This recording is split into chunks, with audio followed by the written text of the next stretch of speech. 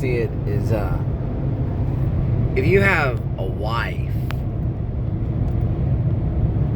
that doesn't appreciate your artistic expression, and you're an artist or an actor or a musician or a writer or filmmaker or a poet or whatever you are, and she has a problem with it, find a new wife that will support your artistic expression, or that she'll support your artistic endeavor, right? That's my suggestion to the artist in marriage. Don't be afraid of marriage, but find a wife that's going to support you in your writing or your filmmaking or your acting or your music or whatever you decide to do with your life. If it's, stamp collecting, whatever it is that you love to do, find a wife that will support you in your love of what you like to do, because you don't want to be in bondage to her. Does that make any sense? Now, the church, supposedly Paul wrote, and I think Paul wrote this out of jealousy.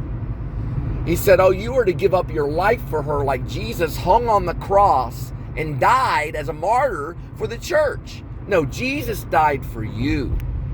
You're not a sacrifice for your wife. That's Paul.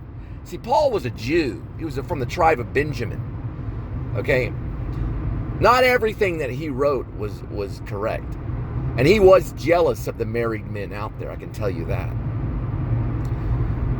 You don't have to hang on a cross for your wife. That's ridiculous. But what you do have to do is you have to treat her like a jewel. You have to be nice to her. You have to live for her, but you still can do the things that you love to do.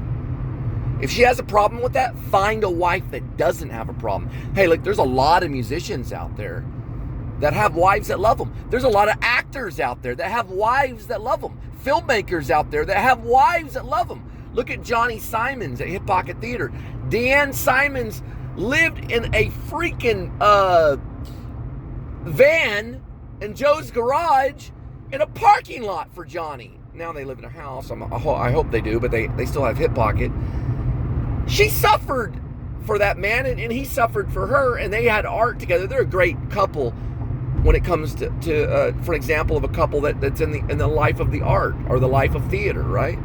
So there are people out there that can love one another in the art field, in the artistic field is what how I have to call it, and the field of theater arts, right? You can be loved by a woman that appreciates you as an actor, or or in the theater, or as a filmmaker, or as a musician. You can find a wife that will appreciate you. You just have to make sure you're with that one. Don't marry a self-righteous bitch who puts the church above her family. That's a self-righteous bitch led by Satan, okay? You don't want a self-righteous bitch as a wife that'll abandon you and steal your kids away. You want a wife that loves you. You want a wife that cares for your body. You want a wife that cares for your soul and cares for your mind and cares for your freedom. Find a wife that cares for your freedom and marry her. That's what my message to the artist is, or to the actor, to the musician, or to the writer, okay? Don't be afraid. If you find a woman that doesn't like it, find another one that will appreciate you.